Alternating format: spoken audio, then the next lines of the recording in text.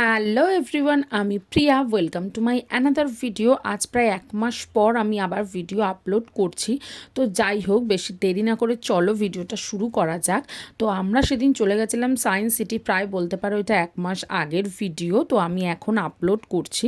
তো আমরা সবাই মিলে চলে গেছিলাম সায়েন্স সিটিতে ঘুরতে। এখন গরম পড়ে গেছে আর আমি এখন আপলোড করছি ভিডিওটা। ভাবতে পারছো কতটা লেজি আমি।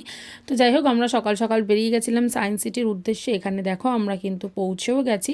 প্রথমে কিন্তু আমার এই টয় ট্রেনের টিকিটটা কেটেছিলাম। তো যাই হোক, এখানে দেখো আমাদের কিন্তু ট্রেন চলে এসেছে। এবার আমরা ঝটপট করে সবাই ট্রেনে উঠে পড়বো। তো এই টয় ট্রেনটা করে একটু সায়েন্স সিটিটা ঘুরে দেখালো আর কি।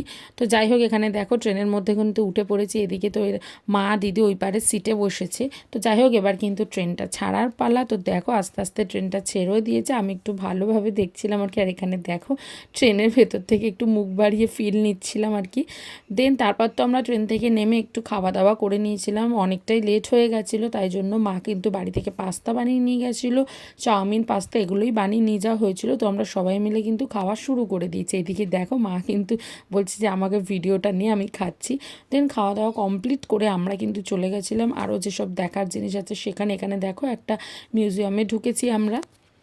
তো চারিদিক একটু ঘুরে ঘুরে ভালোই দেখছিলাম। আর আমরা কিন্তু 3D শোয়ের টিকিটটাও কেটেছিলাম, কিন্তু বাপরে বাপ এত লাইন! প্রায় ওখানে লাইনে দাঁড়িয়ে আমাদের 2 থেকে 2.5 ঘন্টা চলে গেছে। এখানে দেখো ভুলভুলাইয়ার মধ্যেও কিন্তু ঢুকে পড়েছিলাম।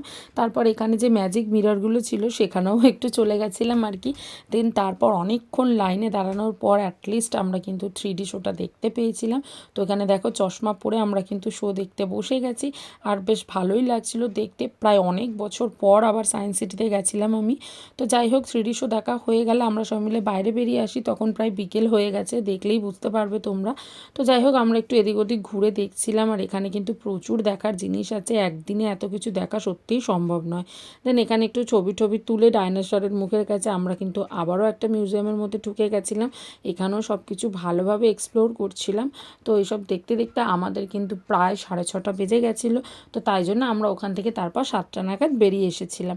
তো বেশ ভালোই লেগেছিলো। ফ্যামিলি নিয়ে বেশ অনেক দিন বাদে ঘুরতে বেরিয়েছিলাম।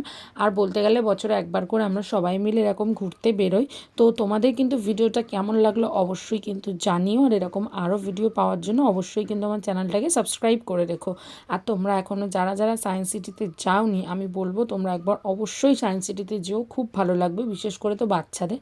তো এখানে দেখো আমি কিন্তু সব ঘুরে ঘুরে দেখছিলাম। আর দেখছো ওই বাচ্চাটা ছবি তুলছে ওখানে দাঁড়িয়ে। তো বেশ ভালোই লেগেছে আমার কিন্তু গিয়ে। এর আগে যখন আমি গেছিলাম তখন কিন্তু স্কুল থেকে গেছিলাম, তাই অতটা ভালো করে ছবি ভিডিও কিছুই বলতে গেলে নেওয়া হয়নি। আর এখানে দেখো এই পিয়ানোটার উপর আমি কিন্তু উঠে গেছি, পিয়ানোটা বাজাচ্ছিলাম আর কি। বেশ ভালোই লাগছিল। আর বাচ্চারা তো বহুত আনন্দ পাবে এগুলো দেখলে। দেন আমরা চলে গেছিলাম একটু অ্যাকোরিয়ামে মাছ দেখার জন্য। এখানে দেখো অনেকগুলো কিন্তু অ্যাকোরিয়াম ছিল, তার মধ্যে থেকে কিন্তু আমি কিছু কিছুই ভিডিও নিতে পেরেছি। তো যাই হোক, ভিডিওটা কেমন লাগলো অবশ্যই জানিও। আর একটা লাইক করে দিও, চ্যানেলটাকে অবশ্যই সাবস্ক্রাইব করে দিও। আজকের মতো এখানেই শেষ করছি। দেখা হবে পরের ভিডিওতে। টাটা।